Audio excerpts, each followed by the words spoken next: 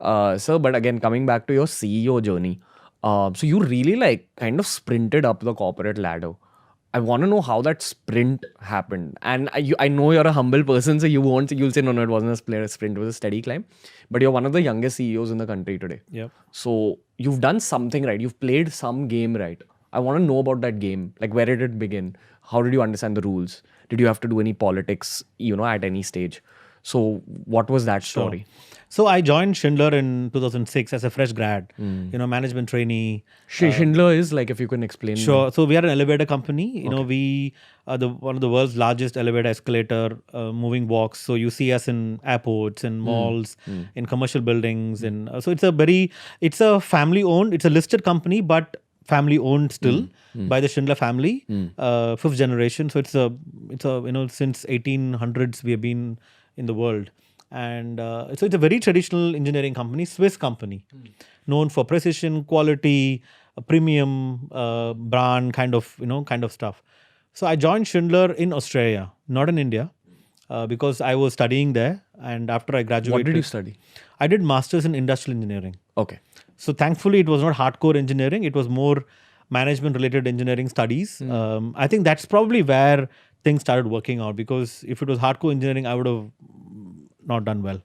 I think I kind of figured out, and the whole living in Australia was also a great life-changing experience. Living alone with no support for income and stuff. You go to do everything yourself. It really changed one person. What does it do? Like when you're kept away from family and you're supposed to fend for yourself, what does it do to a guy? Especially for people from India, it's huge. Like what happens? First 2 months, I remember crying every day. Why am I here? Because we landed in Australia with $2,000. That's all the money I was given, and the house rent was $2,000. Oh wow! So myself and my best friend, he was still with me, by the way, Bala. We both went to Australia together. We took a house. So $2,000 rent and $2,000 was the advance. $4,000 we had to pay. So we just paid whatever we had, and it's an empty house. So the struggle starts from there. You walk into a house. In India, what happens if you move into a house, in an apartment? Slightly furnished at least. And your neighbors come? Yeah. They ask you want coffee, tea, whatever, right? Nothing. Nobody talks to you. You don't look like them. You're dark skin. A lot of racism discussions always was going on with Australia at You that felt time. that subtly? Subtly, yes. But I don't blame them, because I always remember that we are even worse. We are casteist, 100%. right? So it never...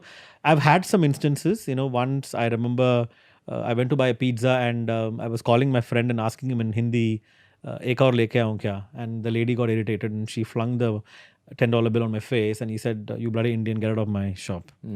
That day I felt totally like a waste paper, like a tissue paper. I felt like I'm nothing, I'm hollow and all that. But that's the only time I had this, and since then I rebounded very well. But what it teaches you living alone, which I recommend to everyone, don't have to go overseas. You got to live alone. You got to know life. You got to know value of money.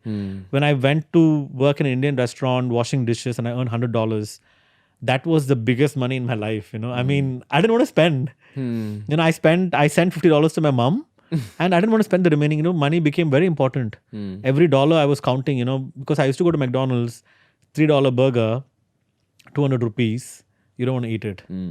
You feel like, chalo, I'll keep it for something else. So we used to buy cup noodles. Wow. Or the most, we used to love the fried chips, The lot of Greek shops in Melbourne. Melbourne is a big Greek population. It's the second biggest Greek population out of Greece. And you get these corner shops, like we say Kirana Dukan, right?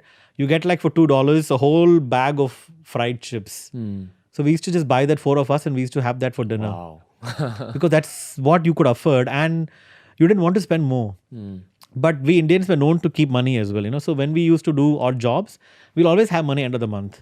Whereas the Aussies would not have so much. So they used to ask us for cigarettes and wine, bottle of wine and stuff.